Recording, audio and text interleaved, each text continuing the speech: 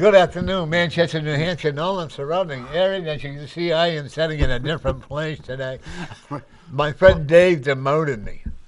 I know. Let me move off a little because I'm getting cut off. There we are. There you go. We got to make sure you're not. Let me move a little more here.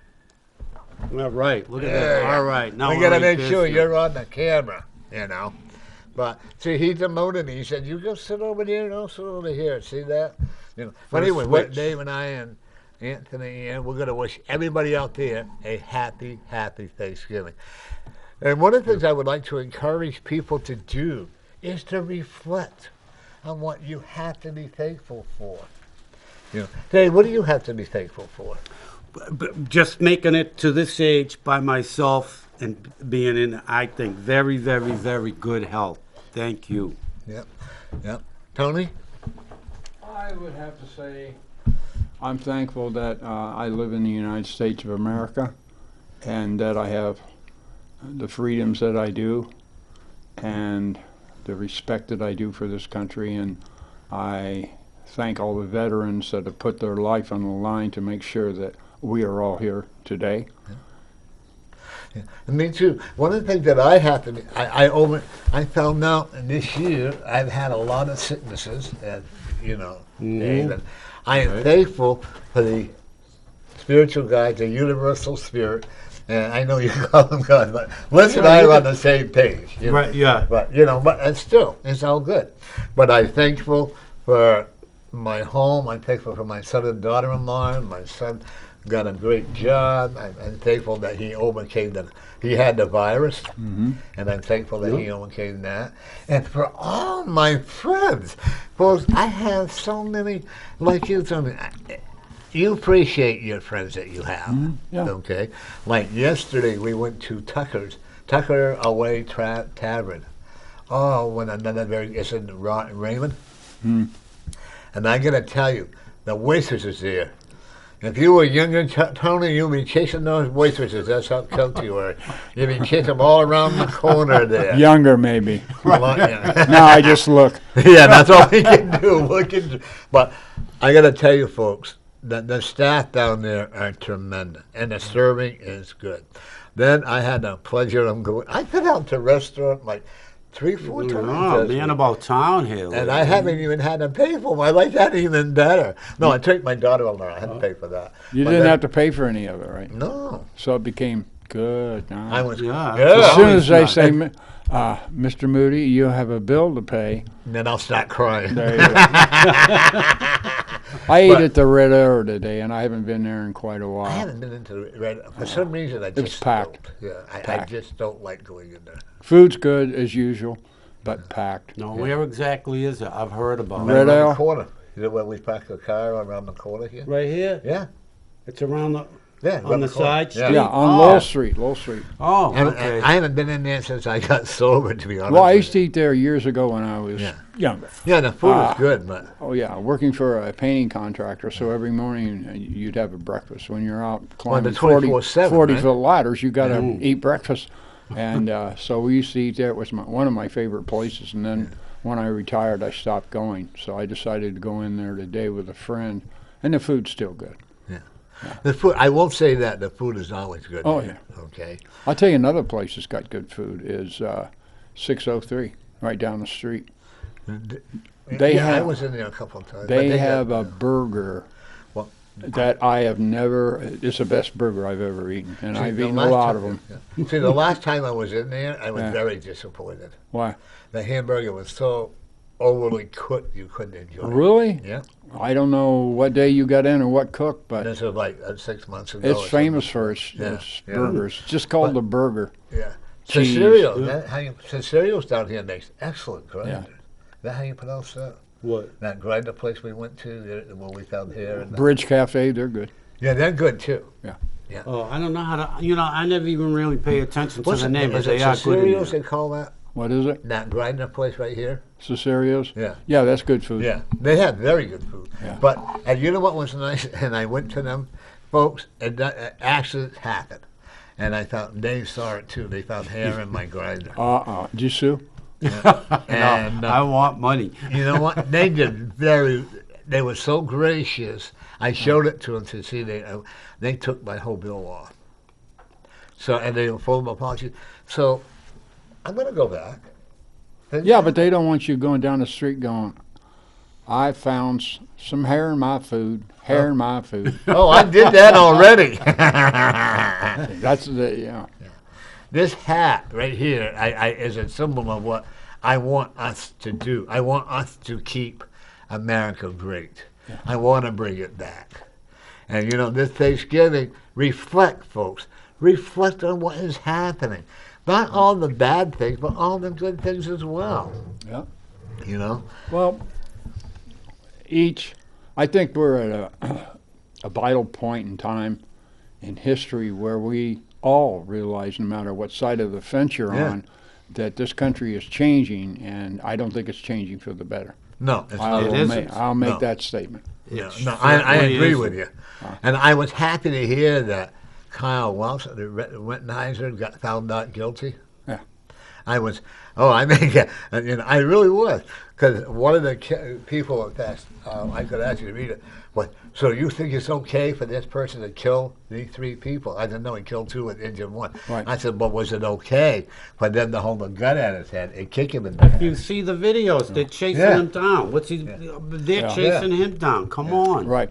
That's what proved to everybody was waiting, because I'm thinking the press, even Joe Biden said, you know, he's a white supremacist. Yeah, he had no right to say that. No. In other words, you're guilty before you're found guilty. So I followed it. I said, well, you know, this kid's only 16 years old. 18. So then now you find out the prosecutor hid a video and kept it until the very end, and they had to introduce it because somebody caught him. Now, that shows me that lawyers can be just as shifty as some of the people they've represented. They don't call them liars for nothing. So what happened was they put that other video, and from what I saw, and even the police put in the drone film, he was acting in self-defense. Right. Well, one of the things I feel is really totally wrong is that the president should never, ever jump into a decision like that. He is supposed to be neutral, and for him to say, that he was a bad, that he felt bad for the verdict, but we have to respect the verdict. In other words, my impression was from these people that are the woke people that are against what Kyle got found not guilty.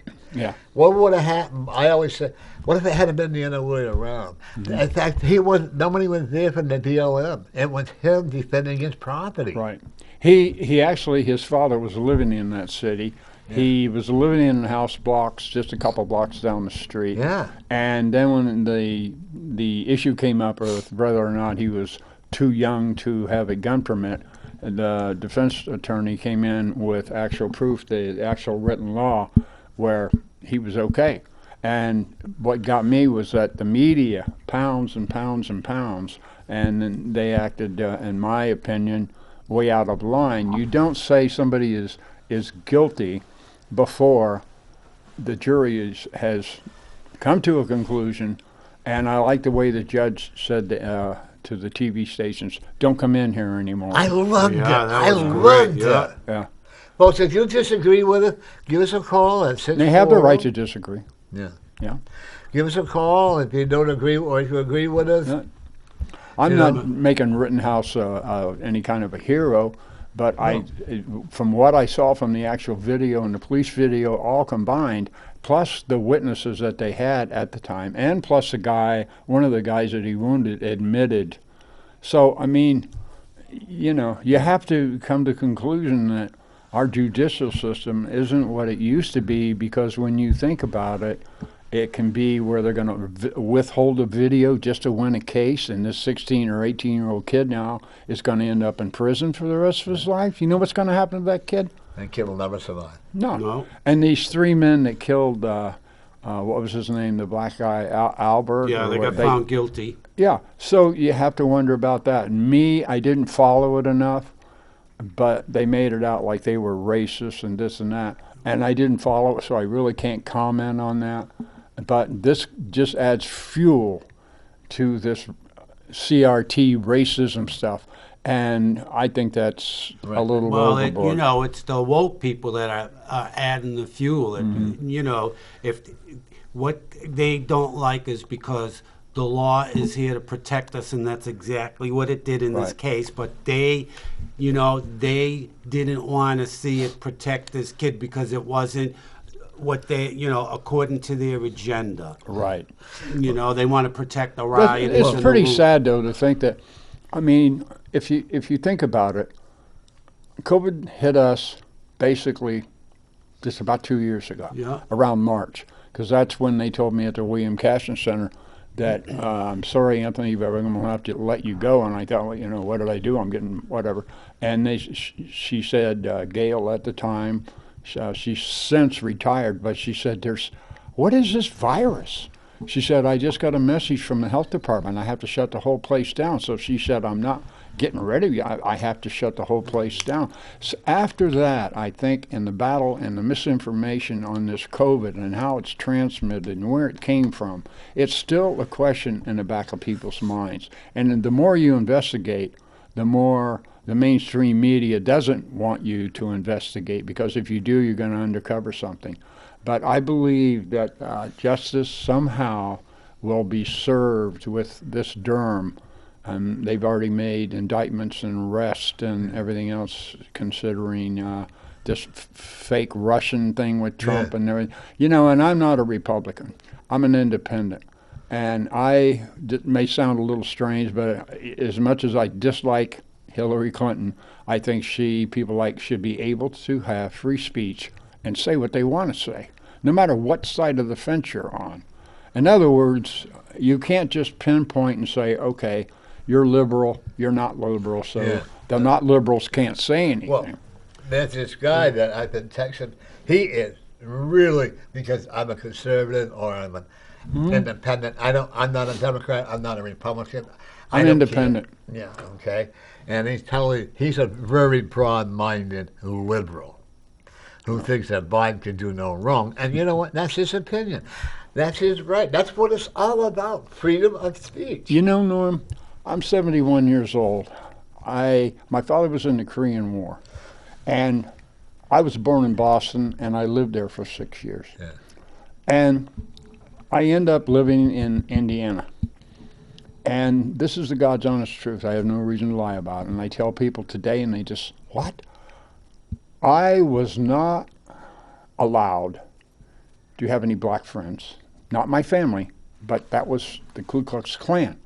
And they were against my family, my father's side, because they were all Catholic, and they were helping people, black, green, pink, or purple. They didn't care. But they had death threats and bomb threats, and we used to get rocks thrown at the house. And if I had a black friend, this is a story I often tell. I had a black friend named Teddy, and he could play the clarinet. I used to have to hide him in the back of my father's car, pull into the garage. My brother pull the rope, get us in there, and once inside, I could let him out, and that's the truth. You have to realize how much racism was a big thing in the 60s. And I understand that black people had been through hell, just like the Jews and just like the Irishmen. People don't realize they used to go over to Ireland, capture all the men, bring them back as slaves. Yeah. They forget that, and they're white. Yeah. So we got to realize, and it's very hard to do, is that we're all on this planet together. And in my opinion, we were created all by the same God. That means that we should practice what he preaches, which is get along, respect each other. Things will be a lot better. Yeah. But for some reason, after this last summer, with what happened to what's his name there, and he, on his neck, but they didn't show the video.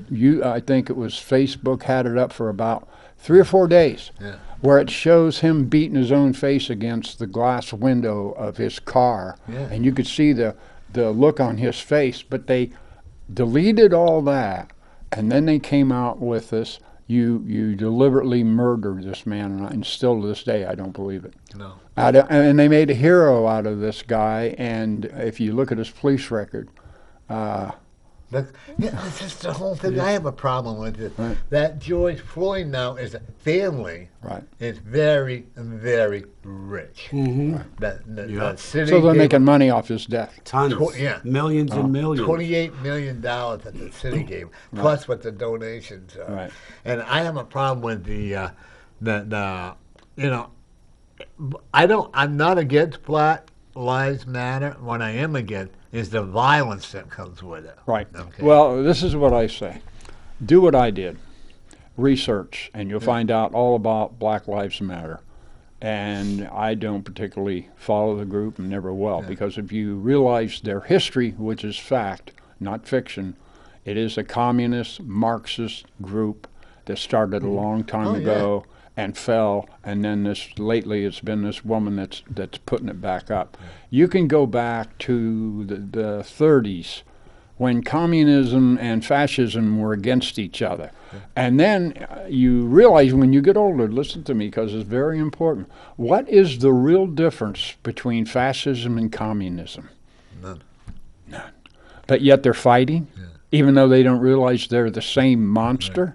It's socialism, and socialism has proved never to work, and it never will. We're going to take a minute. We're going to have you explain that paintings, and then we'll go back to what we're talking about. Okay. I love what we're talking about. I do you? too. Yeah. I do. It feels good to be able It's a to. pleasure to having you on the show, by the way. Always. It's, Me and I both said we're looking forward to it. So. It's a time that, sometimes people just need to let it out, I don't want to see anybody get killed. I don't want to see the Black Lives Matter thrown into the lion pit and killed or anything else.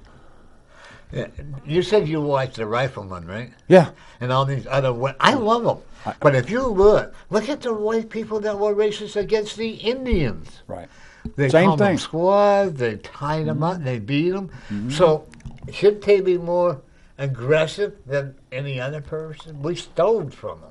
When they started opening up their own gambling casinos, Yeah. I went thumbs up for them, because you're right. They were, but you got to realize too, the people who settled in America come from Europe, so they had a little higher living standard, and these people lived off the land. They didn't waste anything. If they killed a buffalo, they ate it. They used the skin, hoofs, everything.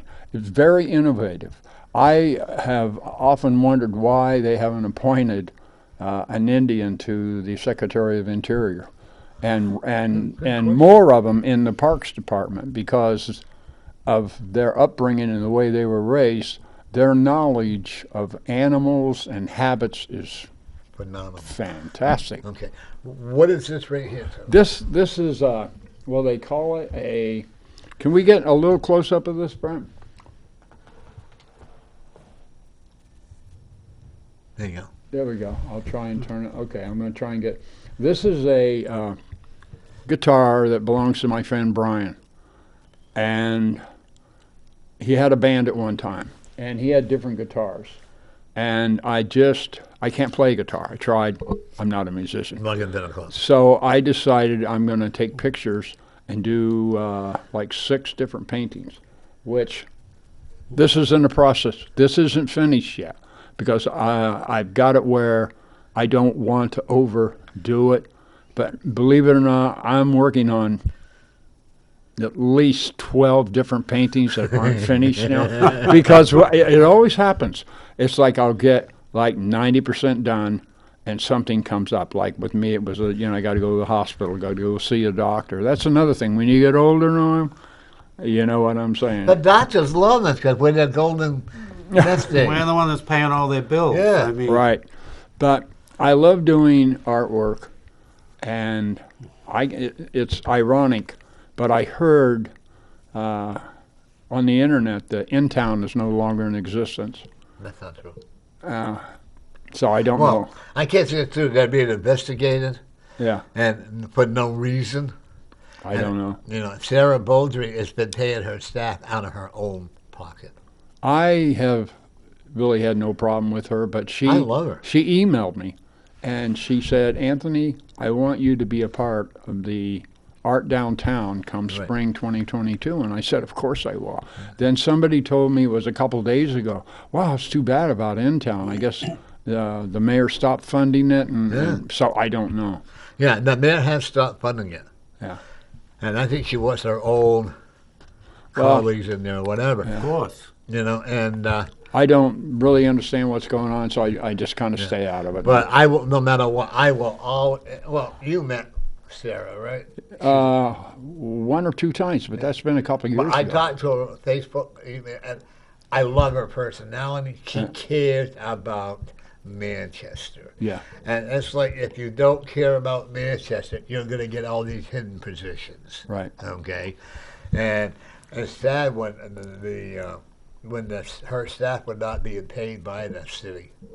Yeah. So I can't. I just got to reserve my comments on that because I've got to figure out what exactly is going on, because I've heard that they completely fell and that they're out of existence, and then just listening to you, you have another point of view on it. So I got to kind of weigh the information. I don't know, Norm. If anybody has any information, Tony, David, I would be Right. would be very interested in it.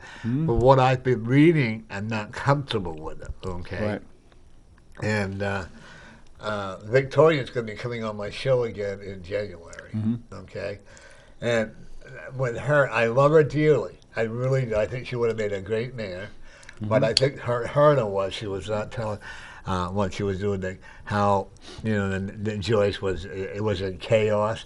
But she wasn't giving us solutions on how we could improve it. Yeah. I think, and for some reason, and I'm not accusing fraud, it's just in my own mind. It's a hard thing to say.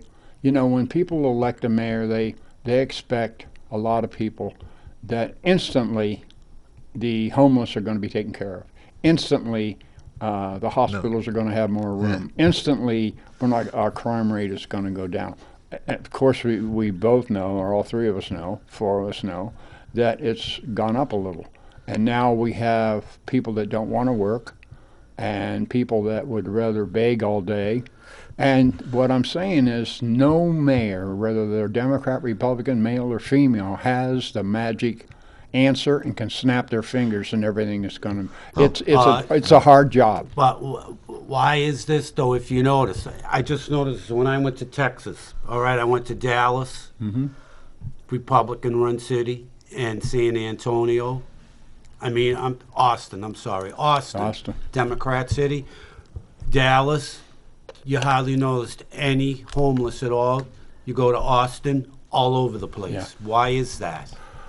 That's Why a do you question think that I have a friend, Karen, who lives in Indiana. I've known her over 55 years. We talk on the phone. She doesn't have a computer. She doesn't want anything to do with them. So we talk on the phone. And I was telling her about what's going on here in Manchester, which is a pretty good-sized city, and she said the same thing is going on in Anderson, Indiana. And I used to live there years ago. I came up here in 75, fell in love with it, and here I am. One of the things we've got to do, we've got to turn back, when you call him God, when I call it the universal spirit, we got to call and say, you know what, come back to us. Nostradamus, you know who Nostradamus is? I do. I am a messenger from him, says that this world is going to be divided, and look what's happening. And I always say, take a look outside. Look at the animals. We have tons of birds. We have our cat. They don't kill each other off unless they're hungry. Yeah. If you think, and look what man is doing. Man is driving these animals away so they can prosper. Over by where that baseball stadium is, what's it called? Gentle Dental Stadium. Oh, yeah. Yeah, Over there's some dental sad stadium. statistics, especially when you consider the elephant in both India and Africa. Yeah. Their population is down 60%. Yeah. They don't expect, not unless a miracle happens, for them to be on the earth in the next 40 to 50 years. Isn't that sad? And the same thing with lions, the same thing because with of cheetahs. the No, they want to shoot them, cut their head off, and hang them on a wall. Right. Yeah. Hey, I don't understand. Okay, I understand if you like kill a deer and you're proud, or a moose or whatever, You but use use the meat. Yeah. Right. That's what then the we go back Indians to the did. American Indians, which had the idea that when you kill an animal, you have respect for that animal. They had such respect for animals that when the chief used to get so old that he knew his days were numbered, they used to summon, not all the Indians, because there's different tribes, different beliefs, just like there is everything else, used to walk into the woods, and if a grizzly bear got him, it was considered sacred. If a wolf pack got him, or a cougar or anything, it was considered sacred. That's how much they were into nature. And I think it was fantastic, and I wish that we had that same look today, because, face it, these people that are going out killing rhinos and then chopping their horn off, for what? For money. I know that, but I mean, come on. Yeah. To me, it's ridiculous. I had the pleasure of, I was in California, and I was invited to this medicine man's funeral. What, I cannot describe how sacred it was, how beautiful it was. Right. They had him on a tie from what, and like a, what do you call it, a carrier, wrapped up in, like you just said, in a buffalo. Yeah. Oh, wow. Blanket. Great respect. They cremated him, know, and it was just tears were coming down my eyes. That's how awesome it was. It's getting so bad now that in parts of Africa, if you have to have a license to go in. If you're going in with a photographer, he's got to be a professional with credentials. What they're finding now is there were just three men killed by a pack of lions, and the people that were going to pay them to kill the lions, they said, well, this is wrong. The lion was, so we should be able to go kill the lions. What happened was they went in, didn't know what they were doing, but the money drew them in. And can you expect three guys that have no idea really what they're doing except the money, and they ran into a pride of lions, and you can guess who won that battle. Oh, I'm sure. And the judge ruled for the lions. Good. And that's the way it should be. When I was growing up, my dad, they used to have hedgehogs or porcupines, same thing, and they would kill the porcupines to get the nose and the pond because there was a bounty on them. Yeah. Wow. Because there was an overabundance of them. It's ridiculous. What if I always said, what if the animal turned and said, okay, you got a bounty on us, let's reverse it. Right. Let's put a bounty on you. Well, Happy feast. I think that some of these people get what they deserve. It's like this lady, it's been almost a month now, 3 weeks ago. Yeah. She got out of her car with a camera, and there was a female grizzly with her baby. Yeah. Now, you pull up, she comes out of the woods. Even being a professional photographer, which I'm not, I would think twice about going outside to any animal that weighs 1,000 pounds or more, and they can run 45 miles on flight. What I'm saying is she lives, but at the same time, they barred her from going back in there because she didn't follow the rules. What person is going to step out and go up and pet the little black bear? Oh, yeah, I read that. No, I mean, come on now. You know what a bear can do to a human in about 2.3 seconds? I've seen what they do to dogs. I grew up in a small town, and we grew up in the woods. Yeah. And you know what? The bears and the wolves and all, and I can literally honestly say that. We had a wonderful understanding. I don't come near you, and you don't come near me. But I always felt intrigued. And because over by where I grew up in Springfield, New Hampshire, we had an area that actually was an Indian burial ground, and I would be drawn there every day, and I would do my own stuff. But the disrespect that people have for each other is so overwhelming. I had a artist photographer, Chris Bow. I've had him on twice. He told me that there is nothing like being in Africa filming big game. But he said this is a lot of things you learn, but number one is you don't get out of your car and try and get a close-up of a 550-pound male lion or a 2,400-pound rhino or a hippo. That's why they have zoom lenses. And he said that one statistic that he learned that that part of Africa, there's like, 40 different countries or whatever. He said that they have respect for their animals, and they're trying to catch these poachers. But sometimes these poachers ask for it. And he said that people got to realize that if you're going to go in there, like we say, sign the paperwork so that we know what's going on. What happens is they go around the law, they get in there, and hippos kill more people in Africa than lions do. Oh, wow. Because they kill 5, 6 people at a time. How do they do that? I asked Chris, and Chris says what they do is 5 or 6, 7, 8 people will be in a boat, and they're going across the river. Well, what happens is that the hippo and her babies are there, and they're very territorial. They'll go right after a lion. They don't care, and they can kill them sometimes. But he said they tip the boat over and go in and chomp them. They have teeth that are over just a hair under a foot long tusk. Isn't that's like a mother, human mother, go in and protect your children, and that's what they do. Right. I would caution people, if you're out in the woods and you see a bear going in, have respect. Respect, because they're going to respect you. If they're hungry, they're going to come after you. That's what Chris said. He said you got to learn respect, because he said you're out there, that lion is beautiful, and you're tempted to just get out and get as close as you can. But he said, thank God for zoom lenses, and because you can't outrun a lion at full speed. They run 35 to 40 on flat land, and so do bears. So what are you going to do? Yeah. You got to cross your fingers and run fast toward the Jeep.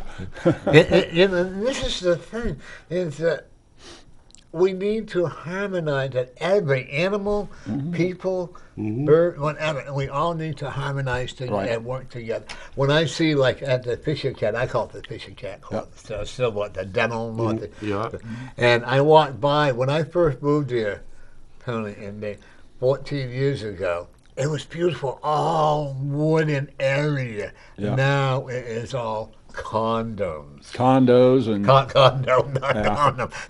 urban area. I mean, Well, it could be urban condoms. sprawl. it's grown. They could have been condoms. Manchester's going to continue to grow. Probably before they were condos. Yeah. And over where the Fish and Cat Club, they used to have live shows over there. Do you remember that? Yeah, years ago. Yeah, and they had a couple of great bands on there that would actually literally get you up on the stage. And the thing I didn't like, though, you couldn't bring alcohol, or soda into the stadium. You had to buy the Coke there, but they didn't tell you couldn't take it out. Yeah. Take it in. And then if you wanted something to drink, you had to drink it, and you couldn't bring the bottle out. So it was a rip-off. That's where you bring a straw. Yeah, But I don't know when it's, folks, let's bring Manchester back up the way it should be. Right.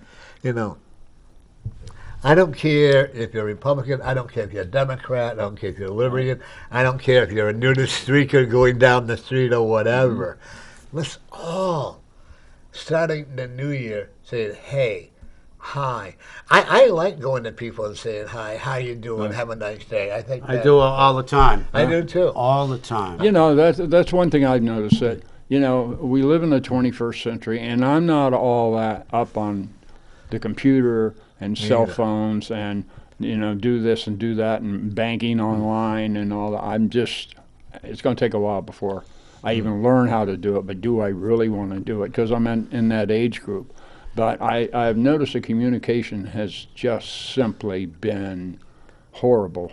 People you've got an email, but you don't use it. You've got a telephone, they don't use it. It's just like what happened to you today. If I couldn't make it, I would get a hold of you somehow. Right. Even though I don't know your cell phone number, I don't know where you live, I don't know how to get a hold of you, except Messenger. I'll do a messenger and I'll give you my phone number. Okay, but what I'm saying is I would have contacted you. I don't like to leave people hanging. I don't. Well, this Mike, I invited him to come on the show, and I thought he got to agree to. And they didn't tell me he was going to. This is what I get upset about, when they don't tell you and they don't show up. I've had that happen to me on, in fact, I had a lady, Emily, that when I was on the art commission, my job was to make sure Cat Alley got painted with the murals. And that had an interesting history in itself. But Emily Druin, on Messenger, she said, well, can we do this by Zoom? And I said, no, I don't know how. And then she said, well, can I put this on YouTube? And I said, you can't. I'm the head of the show, and according to the new rules, I'm the only one that can put it up. Well, I've tried twice with a friend helping me, and I couldn't do it. Well, I used to have a show on YouTube. they would tell me I got to have 900 people at the following to do a show on YouTube. Yeah. So I'm going to redo it over Cut it again. out. Yeah. 900 people to what now? In order to have a TV show on YouTube, Yeah. to do it live, they came back when I had to have 900 people. Do you, like your show here, you couldn't put that on YouTube? Oh, I do it. That's on YouTube. Now, You'll be on YouTube. yeah, I've got art shows, ArtX. Yeah. I'm on there at least 10 times. Yeah. But when my friend came over to try and show me, I had to get new passwords and change this and that. It was just a joke. And I was talking to a guy today that said, just let it go. So I am, but I figure I'm already on there. But when you can't get on YouTube, which I think was when they first came out was just a great idea. But you know how things change, and it changed to the point where people don't want to do it anymore. Well, and I tried 3 times and still didn't make it. Welcome to North Community Corner. Happy Thanksgiving. Hi, this is Claudette. Hey, Claudette, you my doing? darling. How are you doing, my dear?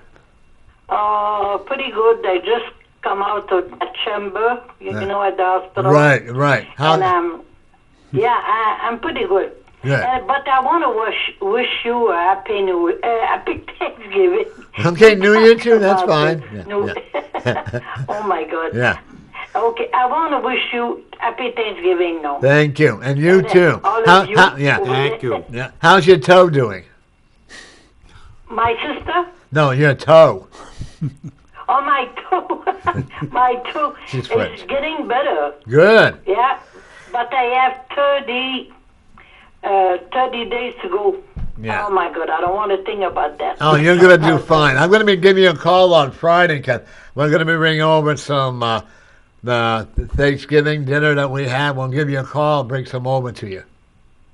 Okay, thank you so much, Oh, and yeah. say hi to you, the guy with you. Oh yeah. Okay. This is Dave And and happy Tony. Thanksgiving for everybody. Thank All you. right, and you And too. you too. Enjoy. Yeah. Okay. Okay. Yeah, bye-bye. Bye bye now.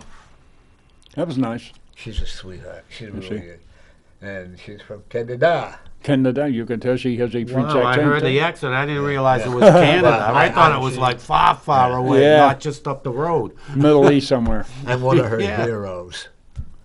You know, Wow. you're fine. Like with you're highly respected in the community. I am. You really are. See that?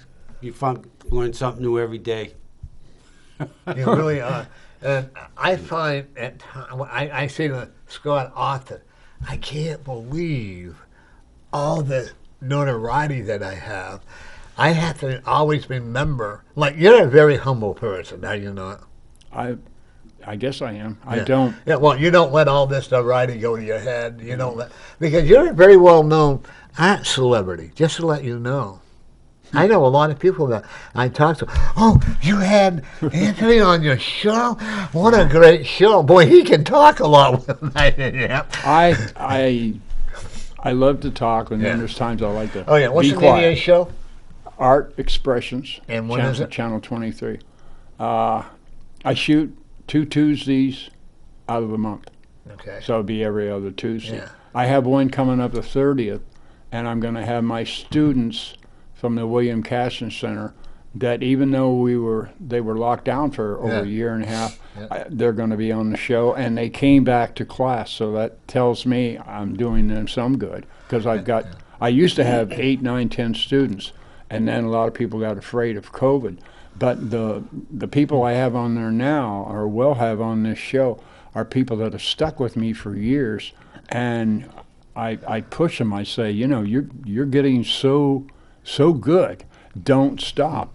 And some of these women are living alone, or men. Their wives have died, and they don't have any family around. And I've always said art is a therapy. And for some of these people, it's what keeps them alive. It's what keeps me going. Yeah, I just love doing it. I'm not going to be Da Vinci, and I don't care about that. Yeah. I'm not going to have $1 million deposited, and I don't care about that. No, I don't. That's what I do. What I do, I love what I do. Right. I You really have do. to. Yeah. Or it becomes You do boring. Too, right, I Dave? do. Yeah. Yeah. Oh, we got recognized that Dave got recognized in a bar that Dave was in. I won't Yeah. say it.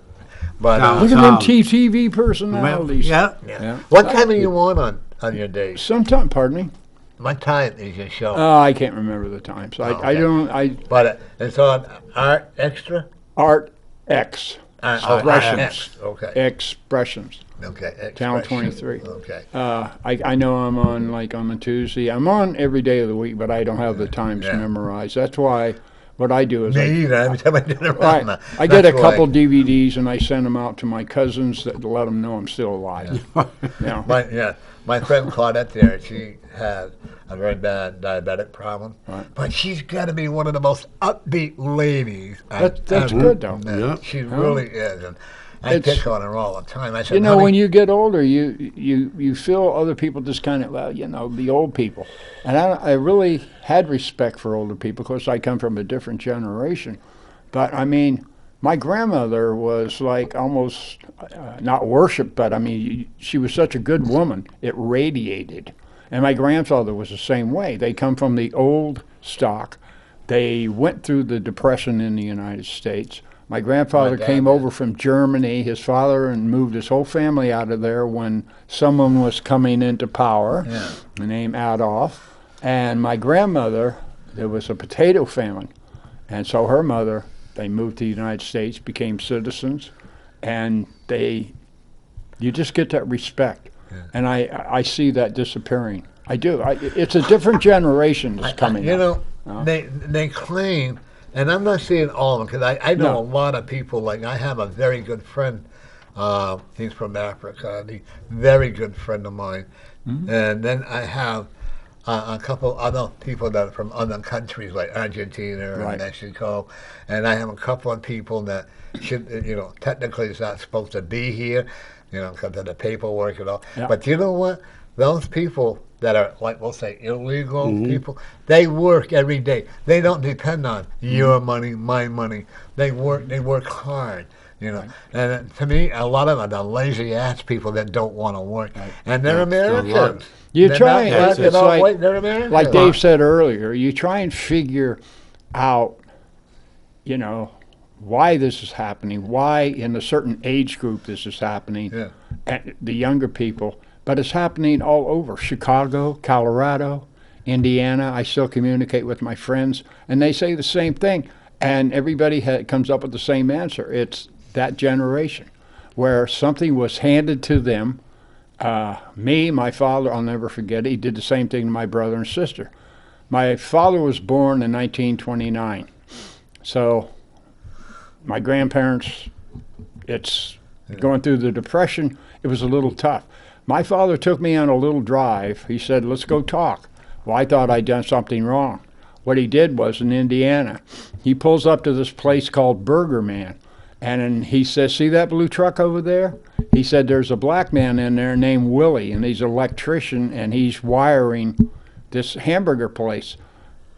Go in, put your application in for a job, and don't come home without a job. And he drives off. I had to walk almost a mile and a half to get home. He did the same thing to my brother, because that's the way. I started working when I was like 14. Right. I had a paper route. 14. Yeah, had a paper route by the time I was 12. By the time I was 15, almost 16, I'm working a Burger Man. And then you just keep working. Working is healthy for you. I have my friend's daughter just got a job at Tucker's. It's a restaurant in Bedford now. They just opened up. Mm-hmm. I started banging this. He's getting rowdy. Nasty. Rowdy. Better get the microphone cops in there. A lot of the younger generation do want to work. Yes. When you say this, it's you automatically, I guess, without meaning to, throw everybody into the same category. But that's not true. I'm not trying to do that. There's young people out there that every day they're looking for, because they know the competition is going to get worse. My granddaughter started when she was 15. Right. I had a paper route when I was 12. And like I said, I worked at Burger Man. Well, I'll tell you what I was doing at 12 years old. Trust me, I made a lot of trouble. But at least I made, you know how much money I made on my paper route a week? Probably $5. A little less than $1, and I was a rich kid. I used to sell a newspaper called The Grit. I don't even know if it's still in existence, but the paper was super thick back then, and it was 15 cents, so I got to keep a nickel. Turn the dime in, used to put the money on these loops of paper and send that through the mail. You can't do that No. anymore. No.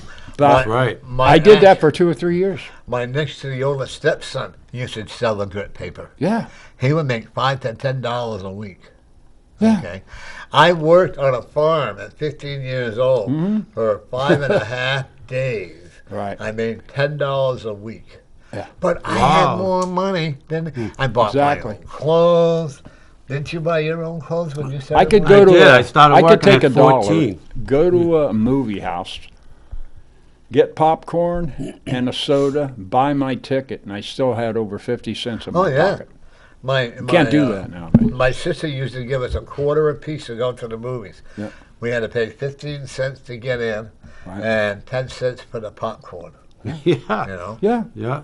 but times have changed. Oh, yeah. It's called Yeah. inflation, and The movies aren't greed. worth seeing anyway. Right. Yeah.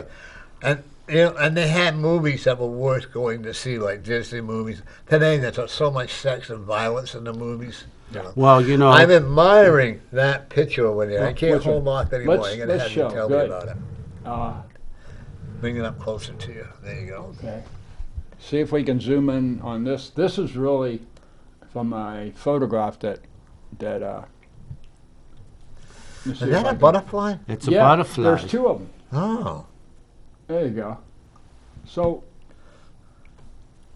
I took this picture from Cheryl Mitchell's husband, John, and John said, he handed it to me and he said, I give you permission to paint this. And if you get famous, I get 10%. So that was, Did I you don't get know. 10% yet?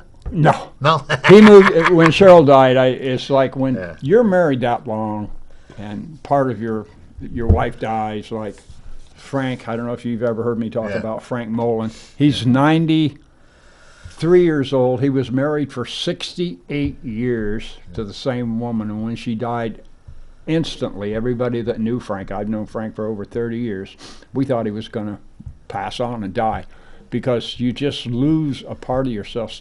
I think it's wonderful when a man and a woman can be married and be that close, where when you unite, you're one unit, they call it, and I just think that's fantastic. And you don't see that anymore. Marriages are in for a couple of years and then this and that, because there's so many things on the earth that pull you in different directions. People get addicted to drugs, or they get addicted to gambling, or they're not satisfied with one woman or whatever. Lack of communication. Right. It is. That's a big My problem. I daughter, think. I am so proud that my son and daughter-in-law have been together. This will put a smile on your face. All right, look at. I am so proud that my son and daughter-in-law have been together for 30 years. That's Wow. great. Okay, That is they're great. the only ones out of both sides of the family that haven't been married more than once. His mother, my son's daughter, and I, her family, and I, and I think it's cool, and they think, nobody ever says that this life is going to be about bed of roses. That's You know. for sure. This Wait a minute. painting here says, at one look, I have never shown this in public before. It's the first time. All right, see, It's we not rate- finished yet, but it's about 98.9% All done. right, world But premiere. to me, it says it all in one look. See what you think. Oh, I love that. Oh my God! Look at the spirit of the angels. This is the sending earth. down. Yeah. And this is the chain that you Yeah. break and you get into the Holy Spirit. I love that. I do too. I This like is the first time I've ever had this. It's not quite done, but it's close enough. I've got to Ooh, I would do leave it just like it is. a little bit work. Yeah. This is something that it says it all for me. That If we you- are so captivated in a physical world, the earth, that. Hmm. and I believe in God and I believe in the Holy Spirit, and people got to realize that there aren't three entities. There's only two. There's God, His Son Jesus, and there's the Holy Spirit, which is the power. It's not a third entity like some churches teach. So when I started this, and that's been a couple of years ago, I hid it in the closet, and I said, what am I going to have on Norm's show? And I thought, well, this is close enough finished, but what do you guys think?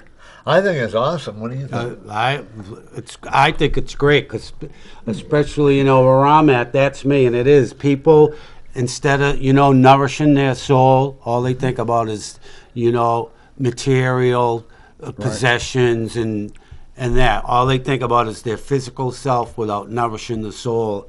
That's Right. why, and it's This true. is They have something, to I guess it's because break the chain. I went through a lot of, I'll say, hell, because I'm a recovering alcoholic, and I'm not ashamed to Me say too. it. Not me either. And I'm not. in fact, I know a couple people that are recovering alcoholics. Or I just talked to one of my bosses 2 days ago, and he was addicted to heroin, and he's been in a rehab 3-4 different times, but he said he's going to kick it still. And now that he's older, he's grown up, and then his wife dies on him on top of that. So we go through all of this in this world, and when you realize, like, this is how I sum it up. Maybe I'm wrong. Everything in this room, everything came from the earth. The glass, the metal, the carpet, the curtains, this metal, this, everything came from the earth, and to me that's fantastic. Yeah. And I step back and I wonder about that sometimes, like, wow, think about it. Somebody pointed that out to me when I was a kid and I didn't get it. And then it hit me. And I remembered and I said, it's true. The wood, the metal, the asphalt, everything. Even the glass. Yeah. When when you take it and you go to a junkyard, you watch it squash your card, I cry. I literally cry because to me that's part of life. Yeah. Okay, and you're right. Everything that went in grass is life. The whatever we have in this world is all comes from another product. It does. The only difference is, like, your painting is tremendous. Do you really like that? If I had it go, I'm almost gold afraid blue to ribbon, you'd get it. I'm almost afraid to finish it, but I want to make the earth a little more prominent. Right. But it's, to me, I would personally would leave it like it is. it's pretty close How to about being you? done. I like it like that. I don't think it really. Anytime you want to display your artwork, feel free to do it on my Facebook show. Here, I was going to ask you this. I'm working on 6 different paintings dealing with the homeless. It's not satirical. It's not anything out of hate. It's not, I'm just going to paint what I see on the streets, and I'm going to show that to people and get their reaction. And I'm working on 6 different ones. There was one man that, when I saw him, he was an older man. He was sitting with his pant and a jacket, and I painted him. I sat there in the car with the heater on, and I was so taken back by it, I almost felt guilty because I got the heater on. It was 17 degrees. And I'm looking at these people and this guy, so I did a quick sketch. And then, this was on the weekend, so there wasn't a lot of traffic. And then I went home and I'd sketch it out. Well, I'm going to finish those, and then maybe after the new year, I'll have all of them finished. That's one of my goals, because I'm tired of starting the painting and leaving it, and then I look at my closet and I go, wow, where'd those 23 paintings come from that are half finished? So it happens to Feel me. free to display them on my Facebook. Okay, because I How think about you, Dave? Sure. they're just going to show reality.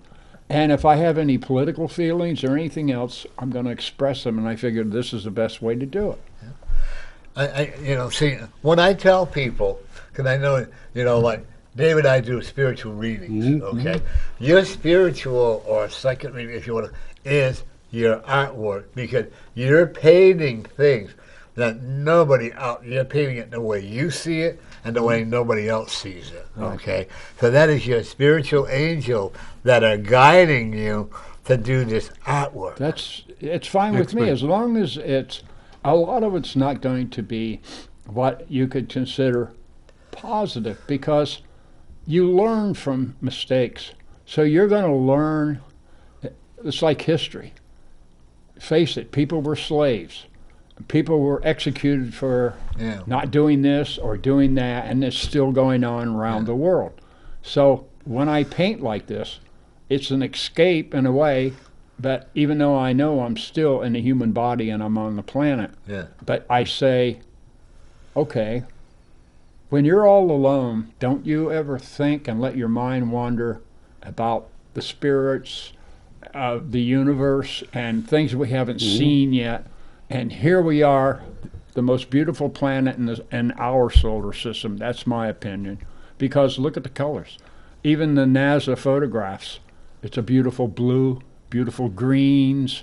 It's beautiful. It's like a crystal. And all around are all these dead red and orange. And, so here we are, and we have all these living creatures on the earth. And to me, it's just fascinated me. And I think in the last couple of years, I've come to the conclusion that I believe, and this is my opinion, that we're the only humans in our solar system. I don't believe that there are any humans anywhere else in the universe. I believe that all humans are on this planet.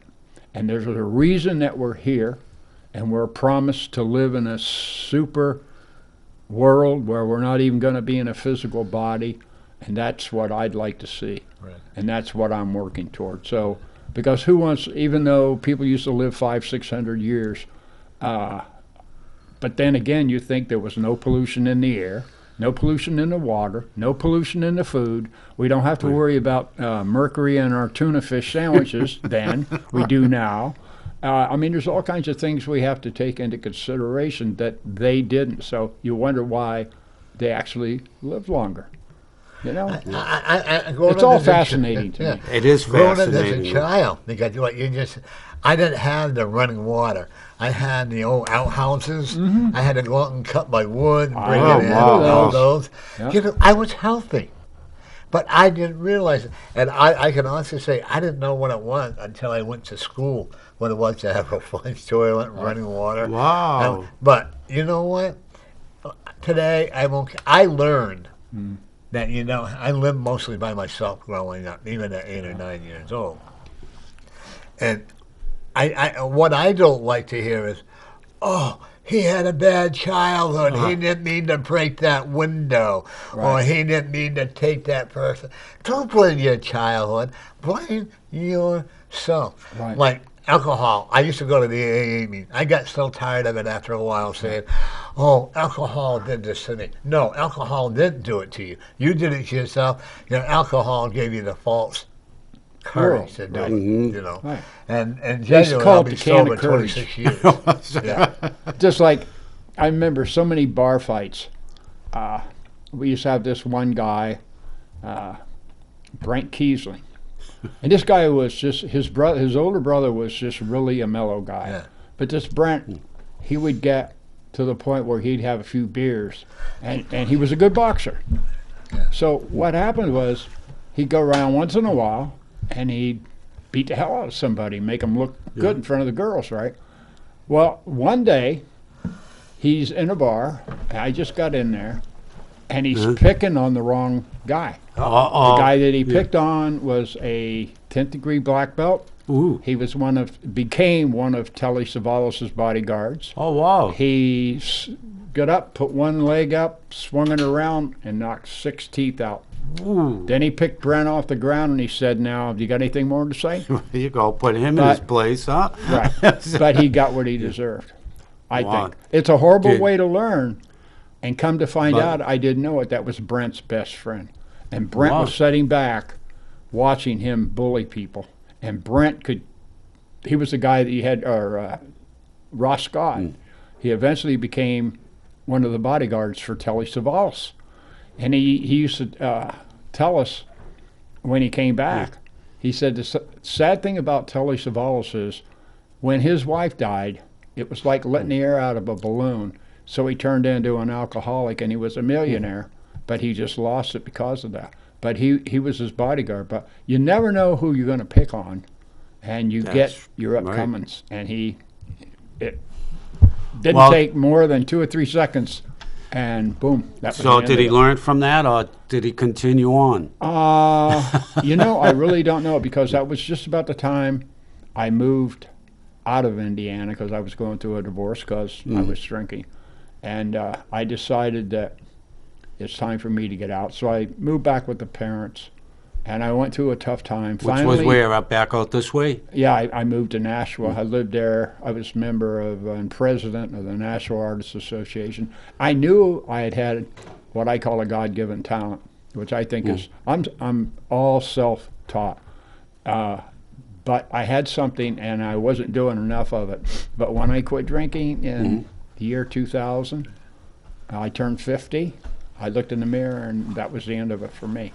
And I automatically just jumped into the art, and now it's the best addiction I think I've ever had. Nice. This really helps people. I don't mind saying that it's a therapy, because it really is. When I see a woman that's 88 years old still doing artwork, and Frank is 93 and he's a master watercolorist. His wife has died and his health problems are bad. You know Janice Donnelly? Janice Donnelly, I know her very well. Isn't she an awesome person? Yes, she is, and she's a good artist. Does she? Yeah, she's upset with me because I got really sick and I couldn't make her psychic event that she had, so unfortunately. But she's a fantastic artist.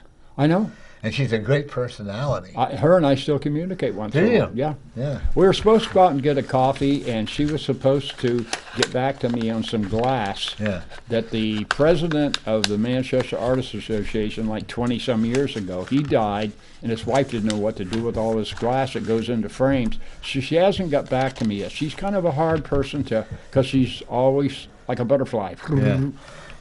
When she does a power meeting, people are amazed. Yeah. But her artwork is incredible. Oh, yeah. She really is. Even though she doesn't speak to me, but even if they don't speak to me and they do a certain type of work, you know what? Doesn't it behoove us to pay them compliments? Right.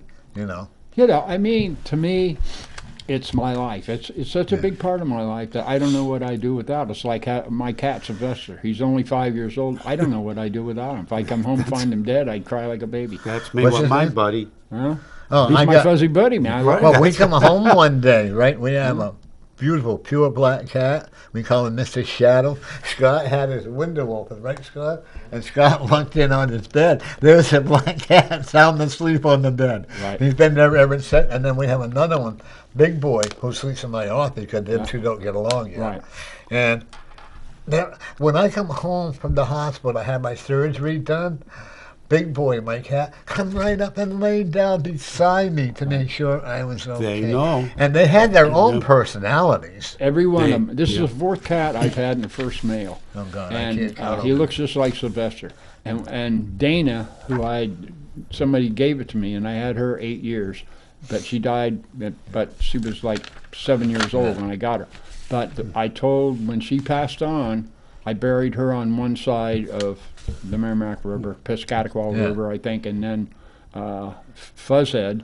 She was an 18-pound Maine Coon cat. I had her 18 years. I don't know why the number 18, but I cried like a baby when I'm burying them, one on one side of the river, one on the other.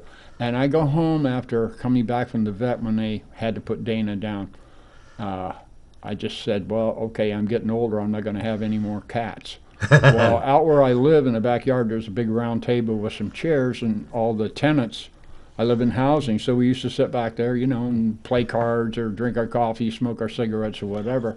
And Sylvester came up out of nowhere, and I've sat out there been living there 6 years. I never saw this cat before. Well, it comes out, jumps on my knee. So I was still the same day that I had to put Dana down. So I said, nope, no more cats. He jumps back up. No more cats. And I had my friend John Magnus sitting to the right of me, and he goes, I think somebody's trying to tell you something. I said, John, I'm getting so old. I mean, I'm not that old, but I'm just thinking cats live to be sometimes 20 years old, and I don't, you know what I mean? And I was still feeling from Dana, so I kept putting them down. And then he jumps back on my lap. So I looked at him, and guess who won that one? Next thing I know, I'm in the vet getting his shots, and I don't know what I do without him. Yeah. There's something about cats I think are psychic. Right. They are. Really do. Yeah. They're so in tune. They're in tune. You talk about like the Holy Spirit and stuff, all the spirit realm. They're in tune to it. They have to, because I'll be sitting there thinking about him. I'll turn around and he's sitting at the end of the couch looking at me like, yeah, old man, what's up? Yeah. Well, we had, I'm a firm believer, like, we had a cat we used to call Killer. Yeah. Because one of my other cats, he beat the heck out of us, so we had to separate it, but they came fine. Well, when Killer died, Big Boy decided, I believe cats sin.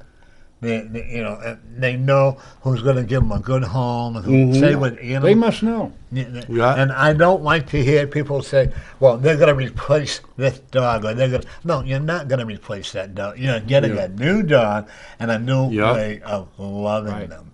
What is this right there? This, I was going to say, get maybe a close-up of this one too somehow. This, I did a sketch at the Loudon Library, and see if Brendan can come in just a little I got closer. kicked out of there. Here we go. This I did from a sketch at the Loudon Library. It must be at least 6-7 years now. And I had the sketch and these flowers kind of memorized. So I did a quick sketch in watercolor. And then I realized, okay, I'm going to put this on canvas. And it is finished, but I don't know what to do with it, because it's hard to find a 9x12 frame. And this is a 9x12. Yeah. But I have got a whole closet full of paintings that I forgot I had. I mean, you put them away in boxes expecting to show, but then when COVID came out, the MAA, we haven't met. I have a painting. I have a painting that my ex-wife, before she beat me, before we got divorced or whatever, and 50 years ago. 51 years ago, and I still have it. She did artwork. She worked with a lady. I remember. Oh, she did it herself? Yeah. Yeah, that's good. Yeah, and I still have it. And I've been tired. Well, I'm not going to keep it. The old way would say, but I still have it, and I still prize it. Because it's something that she made. And she did a beautiful job. It's something. I look at. I belong to a group, an art movement, artists promoting artists, and I had to get juried in, and I didn't know how to, being a Fred Flintstone when I am on a computer, put my images up there. And then finally what I did was I went back in my memories and I got the old photos so that I could share them, and I kept putting them up. And then I found somebody that can take pictures of my work and put it in my email as a JPEG so I can send it off to Copy Express, and also in Messenger they'll send me photos. That way I can take them out of there and put them in. But it's such a fascinating world, and you'll look at somebody's imagination, and that's why art to me is something that you never ever will learn at all. Even Da Vinci admitted, I don't know it all. And I probably never will, but look what he did. Yeah. Well, that's like what Dave and I do. Will I tell you I know it all? Absolutely not. No. If you come out like with your artwork, you're right. You don't know it all because it's always new. But when people come out and they say, "Oh, I know it all," so you can't. You know what? They've learned absolutely. If you know it all, you wouldn't want to be on this planet. Right. Exactly. That's for sure. Okay. And next week, Dave, we have Dr. Jody Mcdonald. She's a natural herbalist. Okay. Oh, she from Portsmouth? No, she's from Massachusetts now. Very good friend. Massachusetts girl. Yeah, and she does a holistic. One of them Southerners. Yep. And then That's we me. got, That's Joe me. I McDonald. was born in Boston. Yeah. Somerville. You know Joe McDonald, right? They're just going to have to take us, and that's it. You know Joe McDonald? Dave? Tony? Joe McDonald?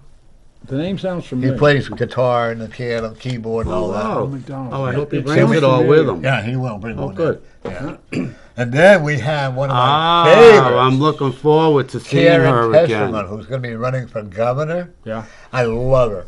I am going to truly encourage people to support her. Yeah. Okay?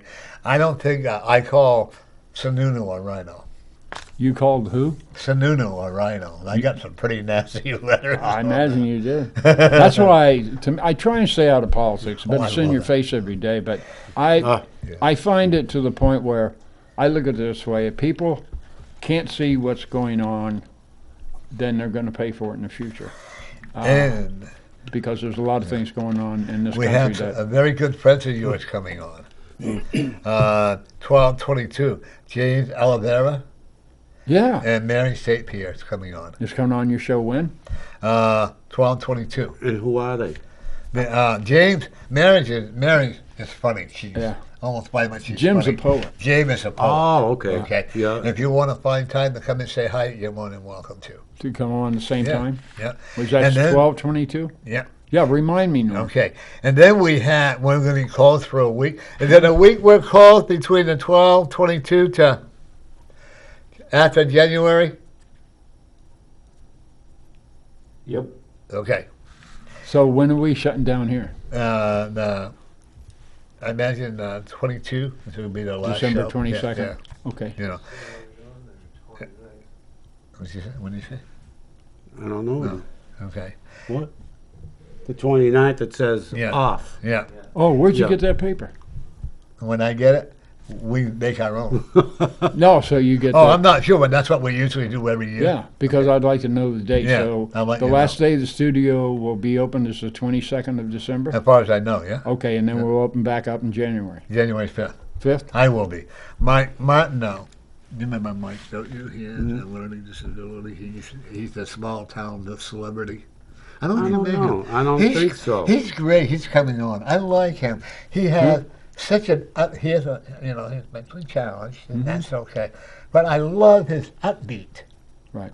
He goes to school. Mm-hmm. Okay. He works at what's the name of that restaurant called on South Main Street? Forte? You know, one of my Franconia. favorites, Lala's, Huh? it's gone. Lala's restaurant. Yeah. They had the best Oh, the one here egg on and Elm cheese Street. omelet. Yeah, his wife got Are really they ill. gone now? They're gone. Oh, they had the great Hungarian food. Oh, yeah. Yeah. But then I got, on the 12th of Uh, January, right. I got Victoria Sullivan coming on. Yeah. Good. I'm looking forward to seeing her again, too.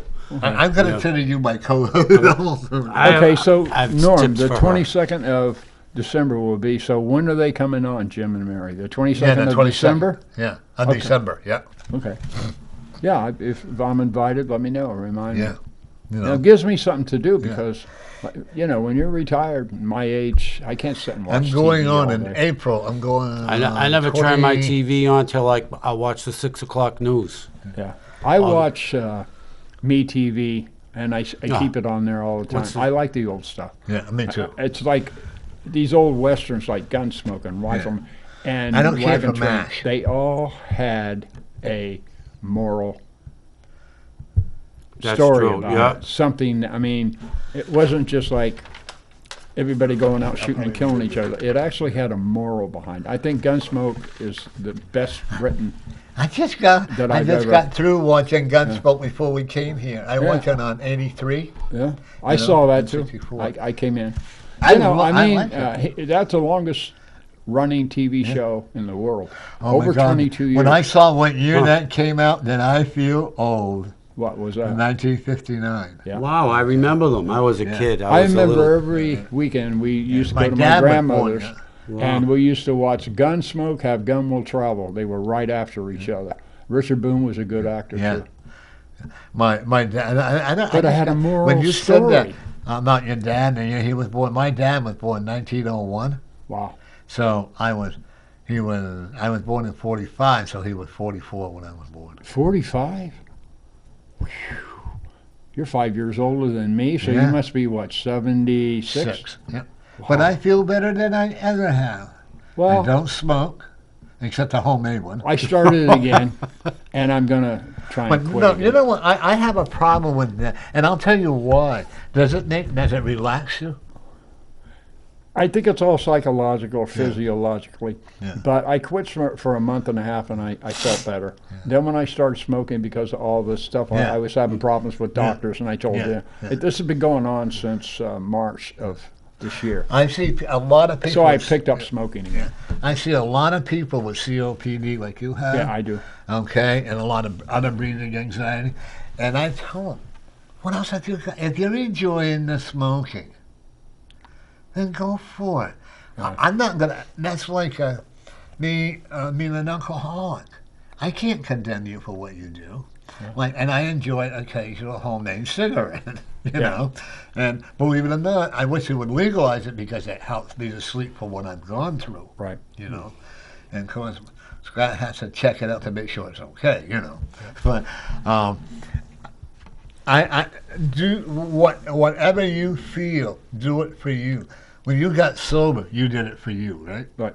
Yeah. And When I'm I glad got I sober, did. huh? I'm glad I did. Oh, me because too. one thing about AA, when I was going, they said to everybody, the day you quit smoking, life will get better. Things will come to you, and they sure did.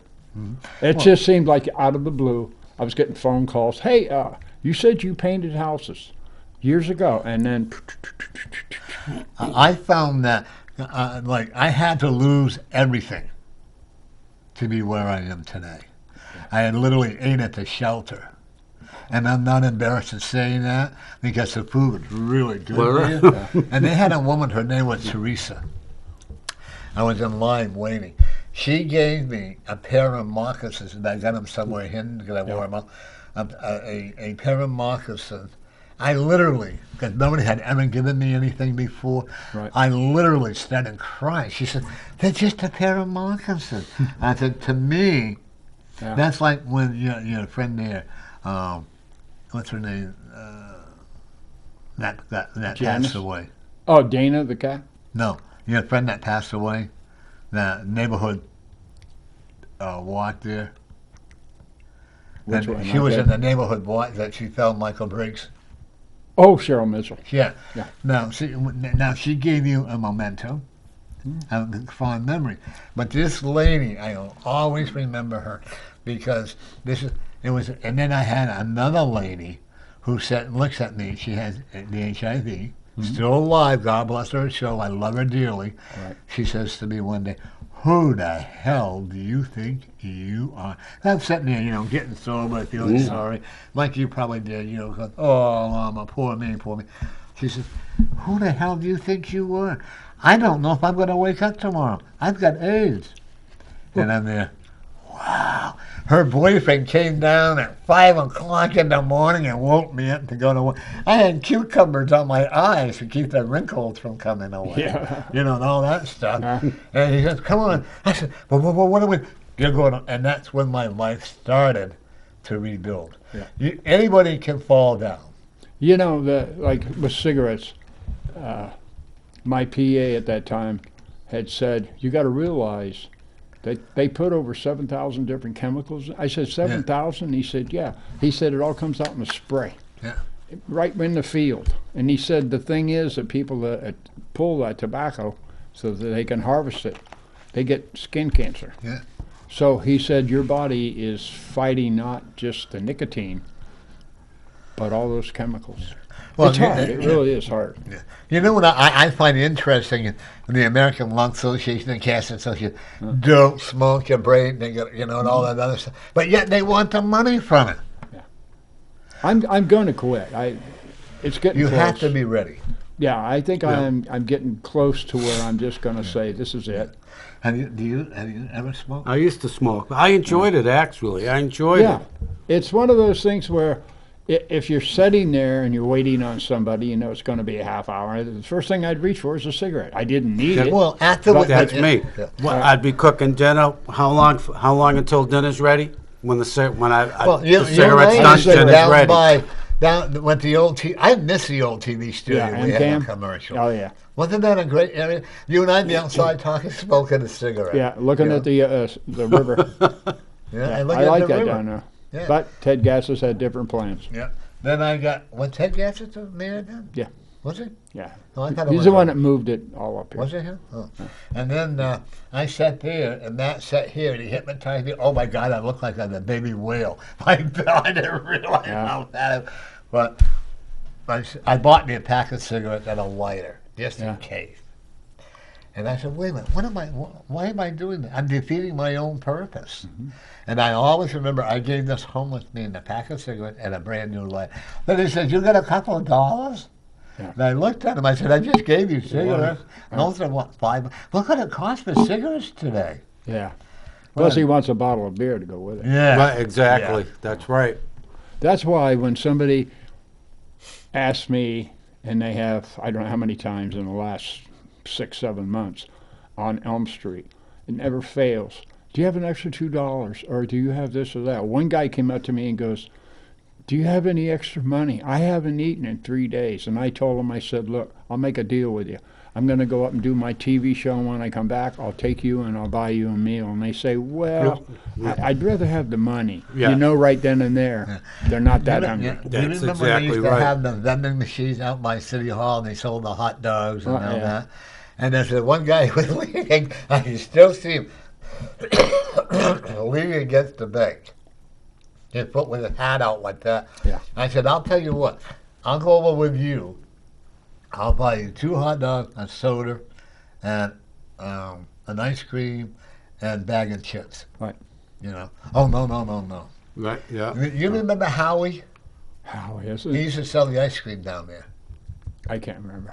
He used to have his own TV show, Howie. and he did a lot for the senior citizens. He'd have a big fundraiser. Did for he the- pass on? Yeah. Yeah. Yeah. He used to come on my show, and he used to, you would have loved him. He would come on the show. Now, does anybody remember his last name? 'Cause I don't remember it, but he, yeah, McCarthy, yeah. And he, Oh, now I do. Yeah. Yeah. Joe Lar was helping him out. yeah. I remember Joe that. loved him, yeah. Yeah.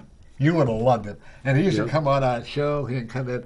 I can always remember, he said, I'm going to be coming in 20 minutes earlier because I'd love to have him come in and close the show up. And he said, I'm going to come in 20 minutes earlier. I said, okay. He came in. I tried not to laugh, but he loved to sing.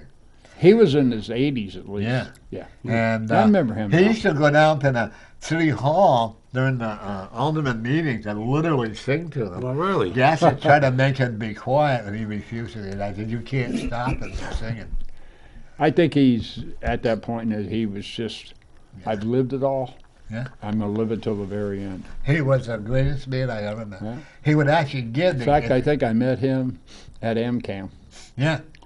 He also, I know, he didn't want people to know that, but I'm going to say it now. Uh-oh. He used to, if the people didn't have the money, especially kids, he would literally give them an ice cream and ice cream cone. Huh. Literally gave them to them. And I remember I was sitting in the background, and I just got through talking. Of course, I wasn't supposed to have the ice cream, but it was just so good I had to. Yeah. You know. And I can remember this one little girl, she kept saying, oh, Mommy, I want an ice cream. Ice cream. And he said, she said, we don't have the money. I can't afford it. Stop being a brat. I go, I was going to go and pay for it, but Howie went over and gave her that ice cream. If you could, would you go back and be younger? No. Still be you? No. Would you, Dave? No, I wouldn't. I want to. I thought about that, and I'm thinking, what a mess it would be. Spirit actually showed me how my mother lived, Yeah. and I had a good relationship with them. I would not want my life then. I cannot picture myself working in a factory. I've tried it, that's not me. And I believe my mother's with me all the time, just like your parents are with you. No, You know. my mother's dead. I know, but that spiritually they're Yeah. with you. Yeah. Yeah. My Yeah. father's still alive. Yeah. Is he? Okay. Yeah, 93. Wow. Wow. God bless him. Well, I'm looking at it this way. On both sides of the family, they live until their 90s. But I wouldn't mind that, but I want to be healthy. Oh yeah. Mm. If I can't be healthy, then Yeah. I'm the same way. It's That's time to- me. And That's I what gonna- want to be cremated. As long as I can take care of myself, all well and fine. When it comes to that point right. where I can't, get me And out of and here. I want to be Yeah. cremated. I'm not the kind of a person that could lay in a hospital until I die. I just No. You know, But you know what they do? actually, They when know- Go ahead. in Sweden, when they have, the doctor will help you to commit suicide. I'm not too sure I agree with that. I don't agree with that. It's And murder. if I was in so much pain and no medication would healing or whatever, I honestly think I would do that. I mean, we do it to animals. I know it, but there's something inside me that says it's murder. It is. Well, you know. I mean, look at abortion. No, It's murder. that- I don't It care is. what they say. It's, You know It what? is. I'm gonna I wouldn't tell want to you, be a doctor No. and go home at night and have to live with. No. They had a woman who that was a abortion. She ran a women's hospital, and when abortion were not even legal. Yeah. And she came in and she sat there And I was at this born again Christian church, and she said, I don't know if God will ever forgive me. And she went on to tell how she, and did all that stuff. I just wouldn't want it on my conscience. Did No, you ever thank see the movie Unplanned? Oh, No. yeah. What a powerful movie. Anyone who's contemplating on aborting a fetus, watch the movie. It'll change your mind. Yeah. It's, Well, and the thing is, No thanks. if you don't want to be a parent and you got pregnant, they have morning after medication now. They have, I do not believe in it more. And you know what? There's so many people out there that want to adopt a child. 45 years ago, Playboy magazine had a whole article on the future, and it was all about the prescribed medicine that people would be taking and the pills to get them from one day to, and it came true. Yeah. I mean, without some of the pills that I have right now, I could have a stroke. I'm just not the young man I used to be. I can remember this young girl, she was 13 years old. Her aunt took her to have an abortion. Her father didn't know it, her mother didn't know it, and that is totally wrong. Yeah. It is.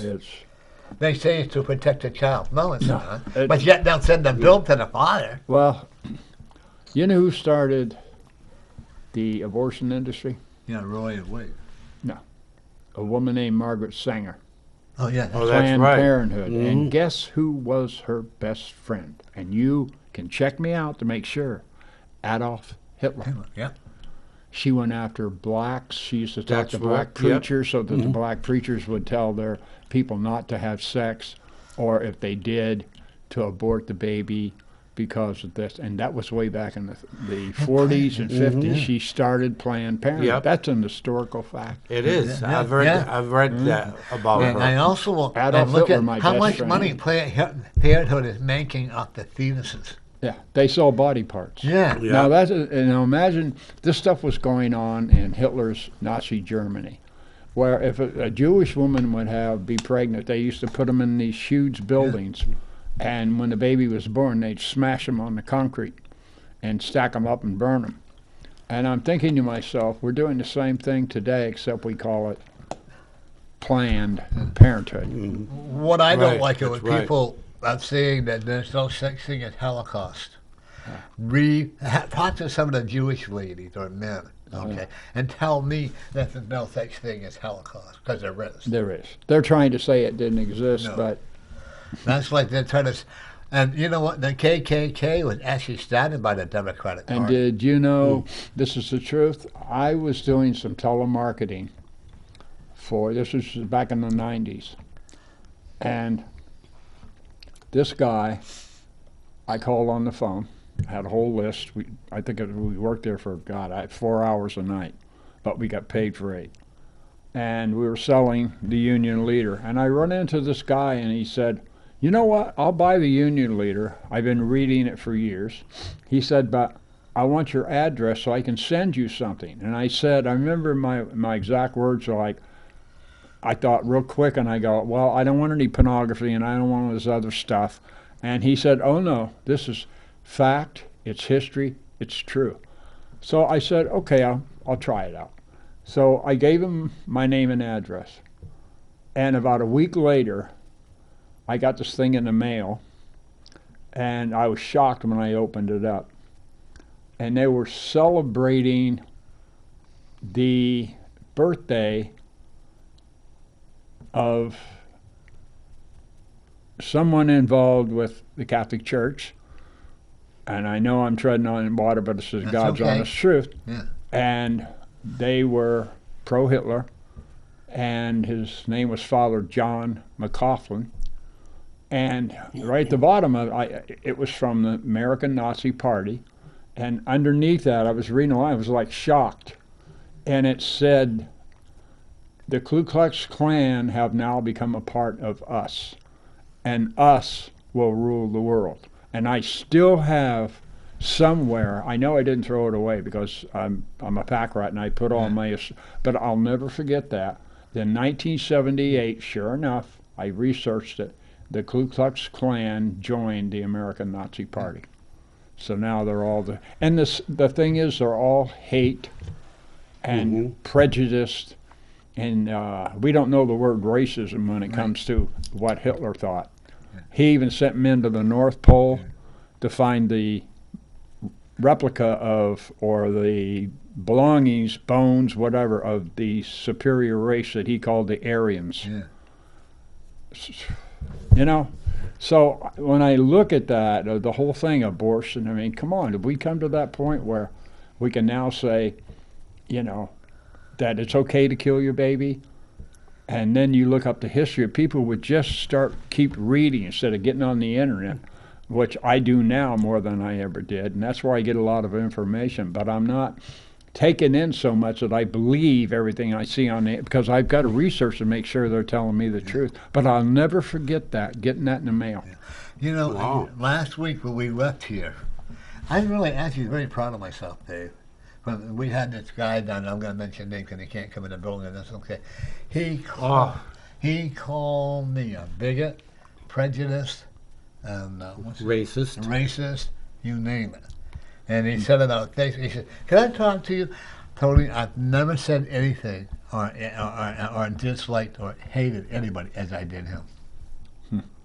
I went home and I felt so bad about it because I used that term, because that's not who I am. I don't like what he did. I don't like being called a bigot. I don't like being called a racist. Right. You know, or prejudiced. Well, you're not. No. And so I said to him, try being gay in New Hampshire. Yeah. And Never mind in New Hampshire, But anywhere, and just still, anywhere. You know, it's still there. Or try being a born again or a Christian, right, and watch them so-called people that don't tell. Bigotry is everywhere. It is. It's something that we, like I said, we've been on this planet, in my opinion, for no more than, we're heading towards 6,000 years.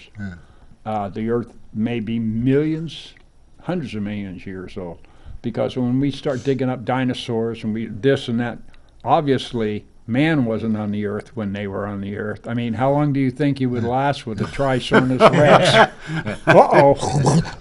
You're gone. But man has been on it for a little less than, we're heading toward the 6,000. And we still look at all the wars, the history that you go back to, and what's going on, and we still can't realize that we are different, even though we are one as a factor in the universe. So if you want to be a Muslim, you be a Muslim. You want to be a Christian, you be a Christian. If your God is so powerful, you don't need to kill Christians, and Christians don't need to do that. You stick to the basics, and that's what we've slipped from, the basics. So now we're confused, and we're at each other's throats sometimes. Yeah. I see that myself. Yeah, you know, and that breaks my, you know, and if we could all learn. Get I'm along. not killing you. No. I'm not saying run into your apartment and say, "Oh, let's have a cup of coffee." Yeah. I don't. My neighbors, they're okay. I got new neighbors, a whole bunch of them. But you know what? We say hi, and that's as far as I like it. I don't want to get to know my neighbors anymore. I just stay in my own house. I've talked to a couple of friends of mine, and I do the same thing. I go out and I enjoy doing the TV shows, and I enjoy doing my murals and being outside with people. But I think I'm becoming, as I get older, more of a hermit type, where I just want to stay home and paint and read and just kind of stay away from the world for a little while. But I still have to have my TV show. Oh, yeah. Come on, you know, it's something to do. I look forward to every Wednesday coming to do my show. I really do. Scott gets everything all ready for me, and he packs up the bags and stuff. Do you enjoy coming on? I do. I look forward to Wednesday. You know, really, you never know I do. And I can remember one time this one lady come in with her husband. Oh, did she smell a body odor like there was no tomorrow? What are you gonna do? What you And she says to me, "This is what we're gonna go with. This is my topic." I go, "Oh, really?" So she gave it to me, and I go, somehow it just fell into the bucket. You know, it's a shame people have to. They can't take care of themselves. Yeah, and I looked at it. I said, "You know what? I really don't want you to come on. First of all, soap and water is cheap." Yeah. Really? You know, and I don't care. You know, I mean, she could have said, "This is from the old studio." You know? Yeah. Oh, so I she could have missed went just in camp. the river and bathed. Yeah, you would have loved M-Cam. I actually had 2 seconds of it, or M-Cam? 1 or 2 seconds right there. That It place out on was Canal huge, Street. wasn't it? It was huge. In fact, And- we used to have Cheryl Mitchell was down there. The place was so big, Yeah. and it had a back room and this and that. We used to have all kinds. In fact, that's where I met Joe, Brendan, Yeah. everybody. It was like you, Yeah. Glenn, From Crazy that Glenn. small room from MST when we were first Yeah. started out to there, it was huge, and do I absolutely do I miss? We go outside and have this. Everybody got along. Right. Everybody Yeah. from one show to another. Now you I don't did a see mural anybody. down there that lasted 4 years, but it put me on the road map. Yeah. That mural down there. Yeah, I've been doing this since 2000. I started my show in 2009, Yeah. and I've got a box of the DVDs because I try and keep the DVDs so that when I get older, I'm going to give them out to my family. Yeah. Cousins that I haven't seen in over 55 years. Oh, wow. And we're just Yeah, now yeah. connecting. Yeah. You want to tell who you are again? Yes, I am Anthony Williams, and I'm an artist here in Manchester, a muralist. I really enjoy doing art and hope that this spring doors will open up for me so I can keep going, because I figure at my age I'm lucky that I'm doing them, but it's such a part of me that I have to express myself somewhere, somehow, and I'd rather do it in Manchester than anywhere else. And your TV show?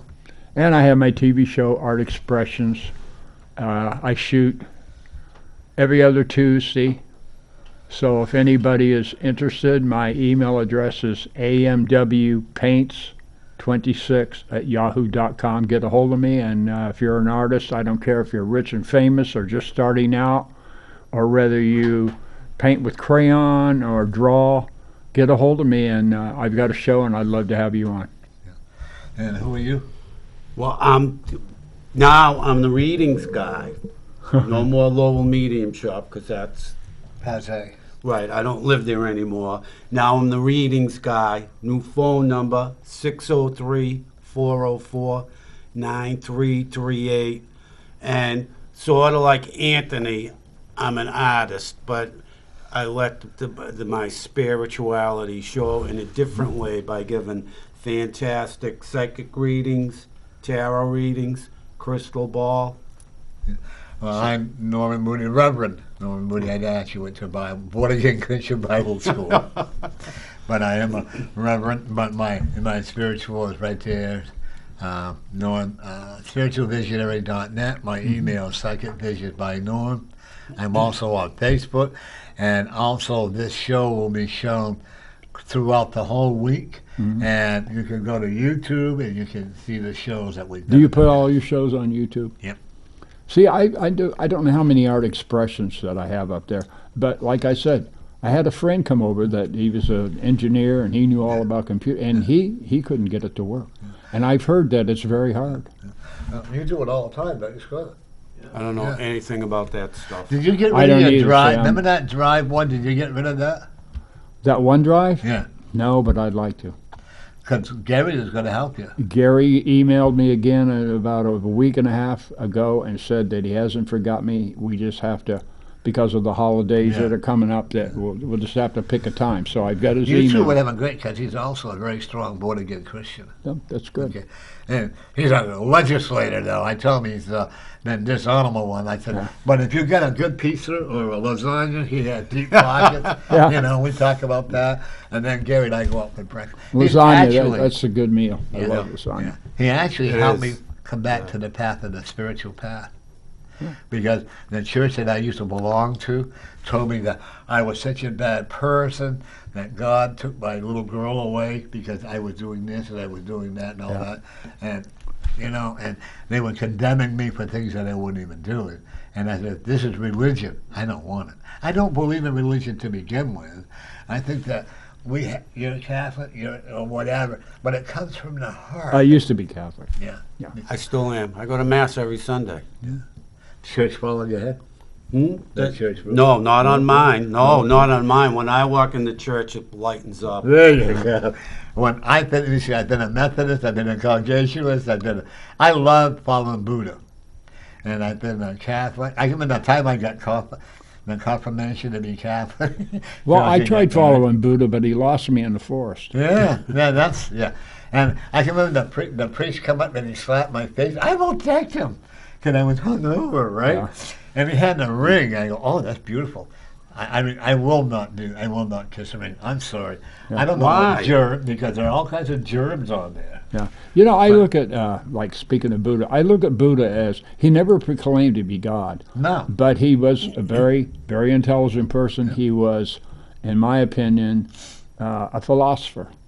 But I think some people go overboard on him. But that's their business. Yeah. You know, But I follow a lot, and I noticed that the people from China follow Buddha. Buddha.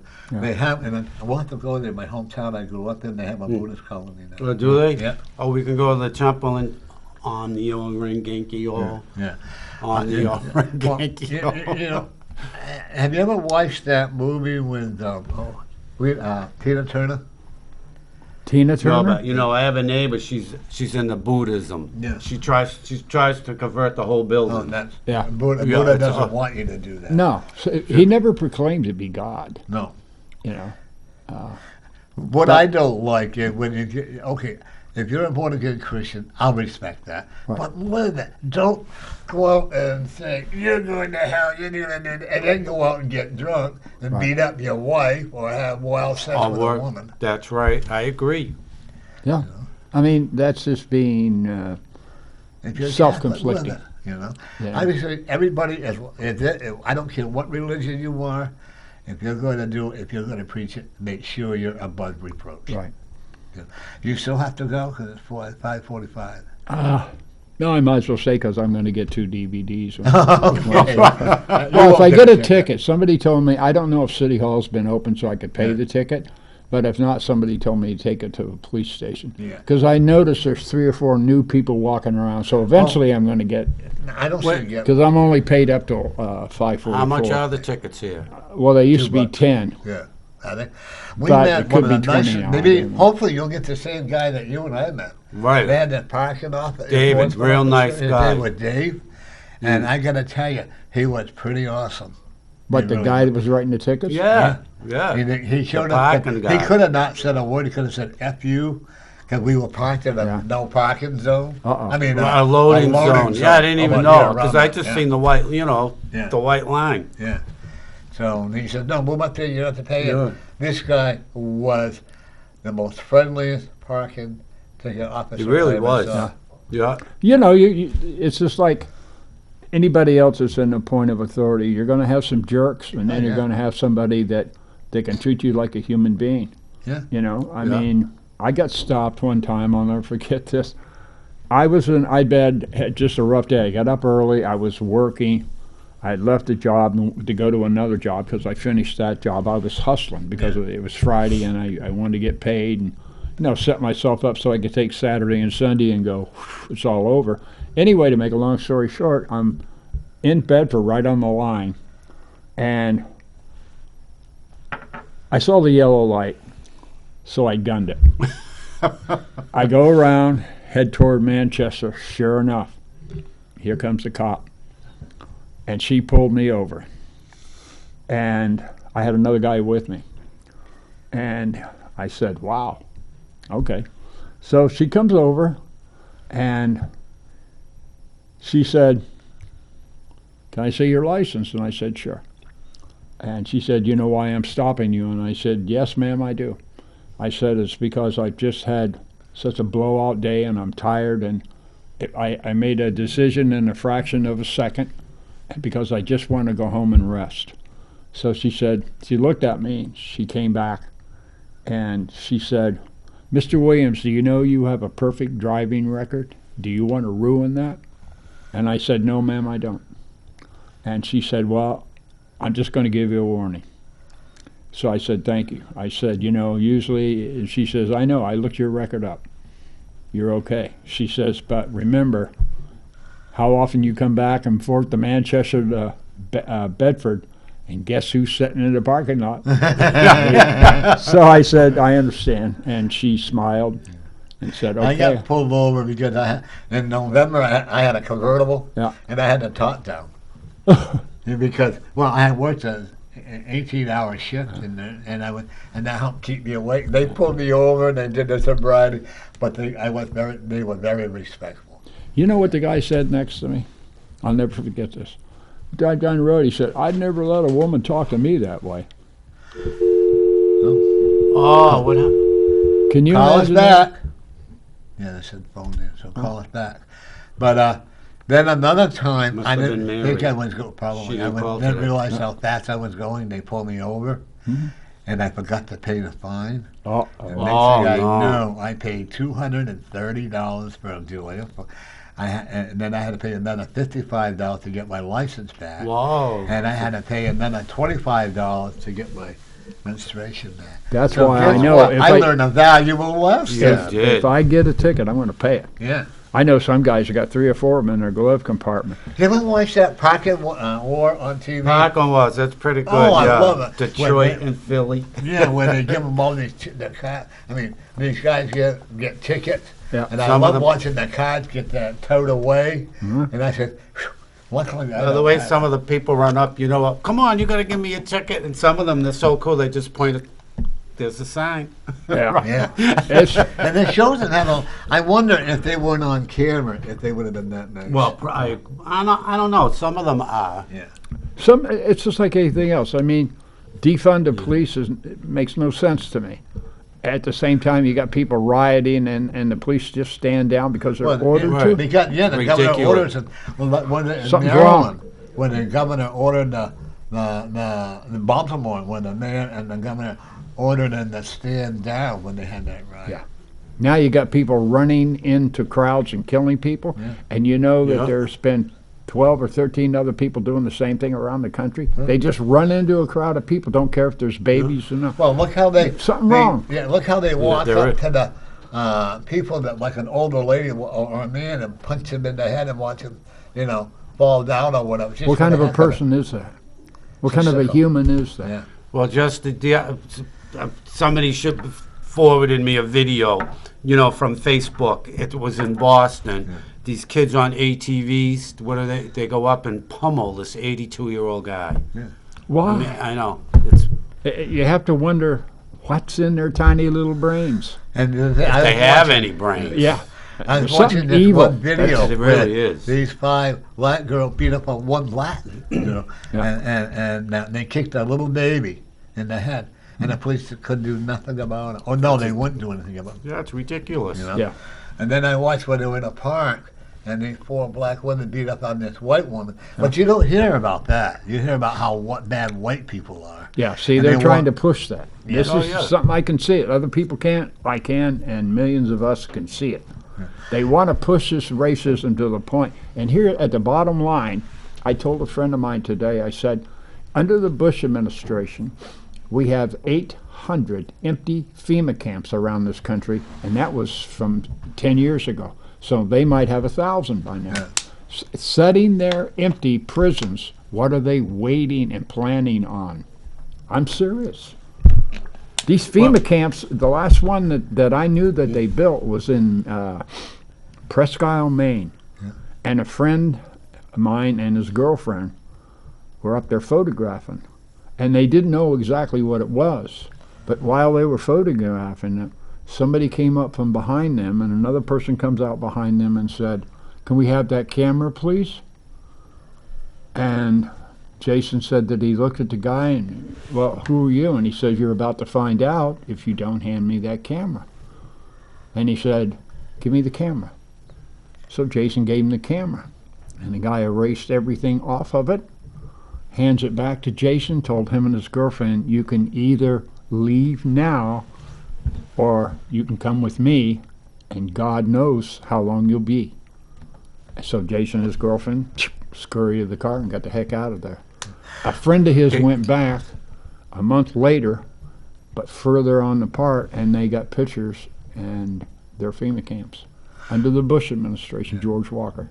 We had a guy that came in on the What are they show. doing sitting there? Well, that's because they're going to make people disappear. You'll see. People will be Well, they had a disappearing. guy who was at the Ontario there, and he was checking into. He was on the show, my show with George Lambert, Yeah.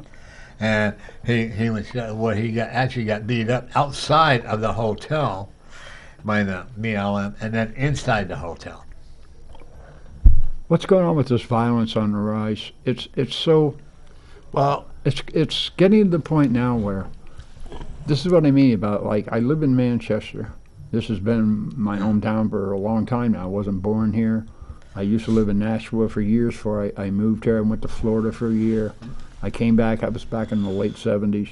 I moved back up here, and I look at Manchester. I've met a lot of friends. I do artwork that keeps me going, and I just love it. And I see the crime rise going up, and then all of a sudden I'm seeing, like I said, these young people on the street, and I look at their age, and what the heck? What's the I don't matter? go out at There's night something anymore. wrong. Yeah. I don't, unless I'm going to do my TV show or I'm going to go out and get a free meal at a restaurant. You stay away from or whatever. downtown, right? Oh, yeah, a I don't couple of come weeks downtown. ago, a buddy of mine, his 87th birthday, he lives in Boston. He comes up, we're going for dinner right across the street. I'm parking the car, and this homeless kid, long red hair, this homeless kid's looking at the window at him. My buddy's visibly shaken. And the kid's looking, and you know, when I put the car in park, the doors open automatically, Yeah. right? I put the car in park, it's still running. He proceeds to open the back door and starts to get in the car. Imagine. Yeah.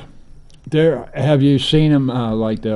You'll see, and I see a lot of girls doing it too. They're sitting there talking to themselves and throwing their arms up in the air. Yeah. You know. You might want to start packing up because we may leave a little early there. Okay. I want to say this though. Yeah. Last year, I saw where I was doing murals at 222 Cedar Street at Hope Tabernacle Church on the back wall, and 5 garage doors. I thank God they kept me in the same spot. I saw 2 overdose. One guy shooting up. He couldn't have been no more than 18, 19, 20 years old. I turn around the corner from the garage door, and he says, "Oh, please don't tell on me. This is my medicine. I have to do this every day to stay alive. Please don't call the police," which I didn't. There was a guy in the middle of the street with his arms up a couple days later, and all of a sudden he collapses, and I could hear his head hit the street. There was this black girl. She was 22. She comes around the corner, hugs me, and she was just so afraid. She says, "Please don't let me die. Please don't let me die." And I'm going like this. I got a paintbrush in this hand, and I'm looking at her, and she's hugging me.